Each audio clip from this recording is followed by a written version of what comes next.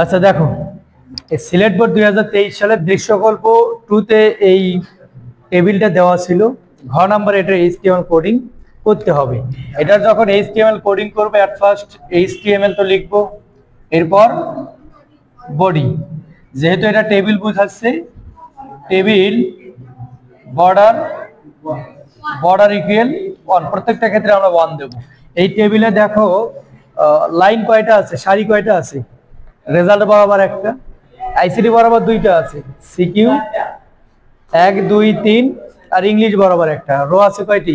4টি। যেহেতু রো বরাবর করব, এই ফার্স্ট রোর জন্য ব্যবহার করব টিআর। এই টেবিলে কোনো ক্যাপশন হবে না, এটা তো সিলেট বোর্ড 23 সাল লিখছে, এটা কোনো ক্যাপশন না, ক্যাপশন ছিল না। প্রথম লাইন রেজাল্ট এটি ব্যবহার না করে টিএইচ।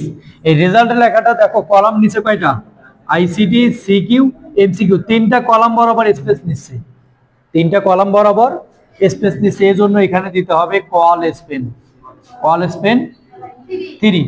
আর রেজাল্টের লেখাটা এই পুরো সেলটার মাঝামাঝি বরাবর আছে, এটার জন্য ব্যবহার করতে হবে অ্যালাইন সেন্টার, অ্যালাইন দিয়ে সেন্টার। এখন রেজাল্টটা লিখবো, এরপর টিএইচটা ক্লোজ। এই সেলের কাজ শেষ, এই টিআর এর কাজ শেষ, টিআরটা ক্লোজ করব। প্রথম লাইনে প্রথম সারিতে একটাই টিআর এ একটাই টিডি, রেজাল্ট ক্লোজ করে দিলাম।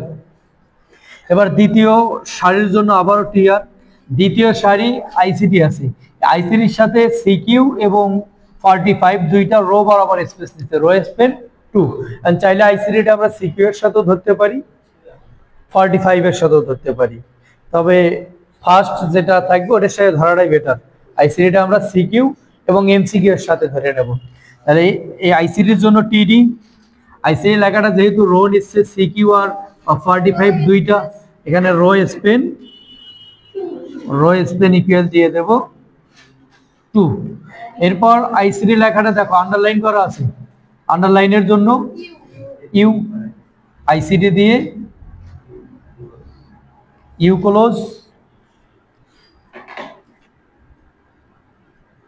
ক্লোজ, এবার টিডিটা ক্লোজ।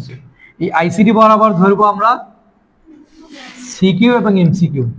এই সিকিউ এর জন্য আবারও টিডি, সিকিউটা নরমালি আছে, টিডি সিকিউ দিয়ে টিডি ক্লোজ, আবার টিডি দিয়ে এমসিকিউ দিয়ে টিডি ক্লোজ।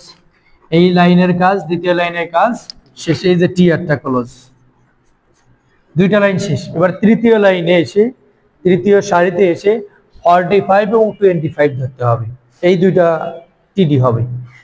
তৃতীয় লাইনের জন্য আবারও টিআর, এই টিআর এ টিডি চাইলে আমরা এক লাইনেও লিখতে পারি, এই টিডি দিয়ে 45, কারণ আইসিটিটা সিকিউ এর সাথে ধরছি। এখন তৃতীয় লাইনে 45 এবং 25 ধরতে হবে, টিডি 45 টিডি ক্লোজ, আবার টিডি 25 টিডিটা ক্লোজ। এই তৃতীয় লাইনের কাজ শেষ। এই যে ফার্স্ট যে টিআরটা আছে, এই টিআরটা এখানে ক্লোজ দেব।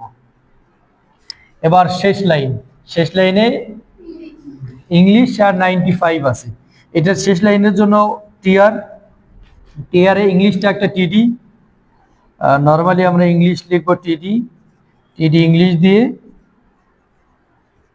টিডিটা ক্লোজ।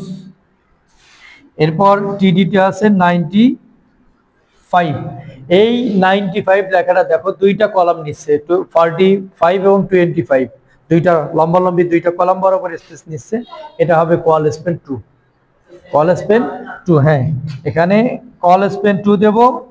আর 95 লেখাটা যেহেতু মাঝামাঝি আছে, এই সেলটার মাঝামাঝি আছে, এটার জন্য অ্যালাইন দিয়ে দেব সেন্টার বা মিডল, সেন্টার দিলেও হবে, মিডল দিলেও হবে। এখন 95 লিখে টিডিটা নরমালি ক্লোজ দেব। তাহলে এই শেষ লাইনটার কাজ শেষ, এই যে টিআরটা ক্লোজ।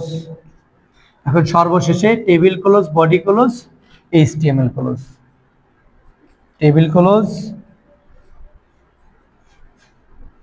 Body close,